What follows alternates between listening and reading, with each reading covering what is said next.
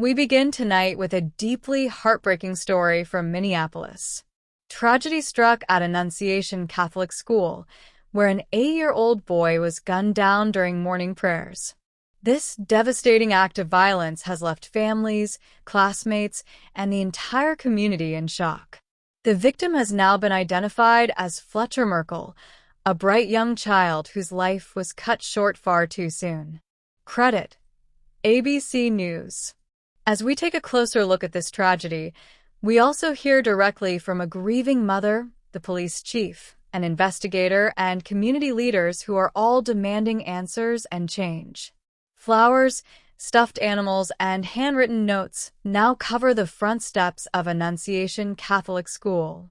Parents, students, and neighbors have turned the school grounds into a makeshift memorial for Fletcher and another child, a 10-year-old, whose name has not yet been released. At just 8 years old, Fletcher's life was full of promise. Teachers describe him as a joyful child, always smiling, and loved dearly by his classmates. One mother, whose 13-year-old son survived the shooting, recalls the terrifying moments inside the church. Buddy's family reached out to me to just say how much they're thankful for Francis, my son's name, for protecting their young first grader. And I'm so proud of my son for doing that. I know we have Her son's quick thinking, shielding a younger student under a pew, meant both children walked out alive. Stories like this are powerful reminders of the courage that can emerge even in moments of terror. ABC News correspondent Christian Cordero reports that new images show the stained glass windows shattered by gunfire. Those windows are now boarded up, just like the front doors.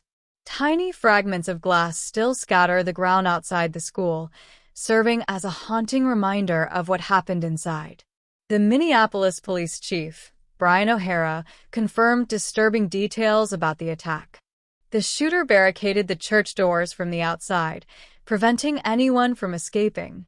Investigators recovered 116 rifle rounds at the scene. The suspect has been identified as 23-year-old Robin Westman, also known as Robert Westman. According to police, Westman died of a self-inflicted gunshot wound. Officials say he had no prior criminal record and had purchased his weapons legally just weeks before the shooting. Chief Brian O'Hara told ABC News. I know we have not been successful in talking to the shooter's mother yet at this time, but there continue to be efforts made to get that done. Investigators have revealed troubling evidence. The shooter left behind writings that show he was obsessed with other school shooters. The shooter was obsessed with the idea of killing children. The shooter saw the attack as a way to target our most vulnerable. This chilling revelation points to a deliberate, hate-fueled act. Community leaders and gun safety groups are now stepping forward, demanding action to prevent tragedies like this from happening again. Vulnerable. We've seen what happens time and again when assault weapons are used.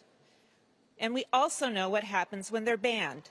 Lives are saved. As grief turns into outrage, the shooting has reignited debates on gun laws, school security, and how communities can protect children in sacred spaces like churches and schools.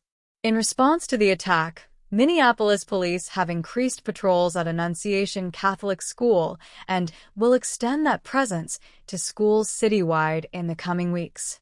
Parents are still shaken, many wondering if their children are truly safe in classrooms or even places of worship. Christian Cordero reporting for ABC 7 Eyewitness News. The Minneapolis community is grieving tonight. Fletcher Merkel's death has left behind a silence that can never be filled. His memory, however, lives on through the love of his family, the courage of classmates, and the determination of a city calling for change. This has been a report based on coverage from ABC News. Thank you for watching Full Moon News.